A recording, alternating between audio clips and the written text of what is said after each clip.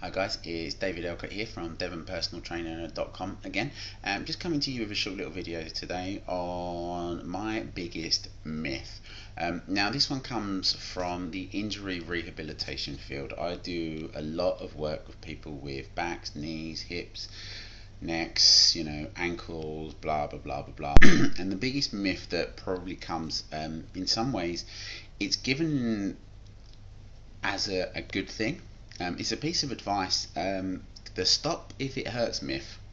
Now, it's given by, well, anyone in the caring field, doctors, physios, etc., etc., obviously because they don't want to cause their clients pain. Now, unfortunately, in real life, it doesn't always work that way. If you're injury free and you try something and it gives you pain, then fair enough, it's feedback from your body saying something's wrong, then stop. Yeah, granted, that makes sense. What I'm talking about is if you've already got something, whether it's a back injury, a knee injury, the whole stop if it hurts, well, most of the time, and I've been there with a back injury and I've managed my diabetes, so I know what it's like to manage a chronic problem. Stop if it hurts. Well, all I've done is actually get up out of bed. It already hurts. Great, so you're telling me to stop getting up out of bed. I can hear a few people clapping and whooping for joy right now, but in terms of practicality, if you've got children, if you've got work, that just doesn't make any sense.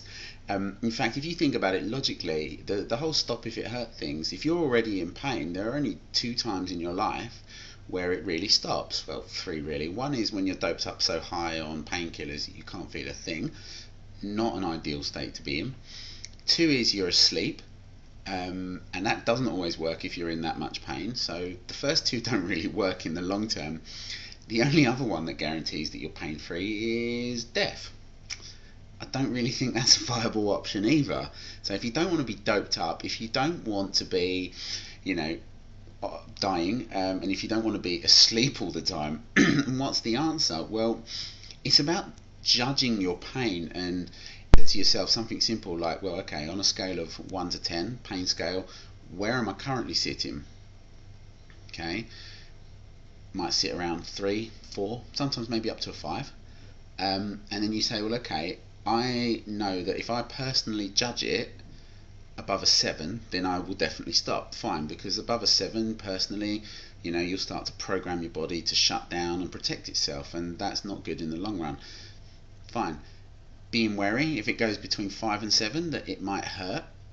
Okay, and the key is also what happens after whatever the event is, whether that's reaching for a can of beans, whether that's exercise, because again, this is something that they don't tell you. It's kind of similar to muscle soreness, is 48-hour rule. It might go up, guys. You need to sort of get this into your head and accept it, that whatever exercise, when it's new to you, might aggravate it, but it's about the recovery process, and the recovery process is key.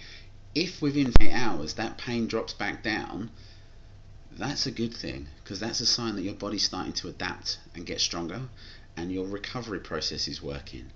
And then it's a case of, once you've identified what the cause is to actually strengthen the things that are weaker. Yes, you might experience some pain in the short term, but like any strength program, you get stronger, you get fitter, your recovery takes faster, your recovery gets faster, okay, and you get better in the long term. So there's my little video about the biggest myth. I hope you've enjoyed it. It's David Elko, devonpersonaltrainer.com.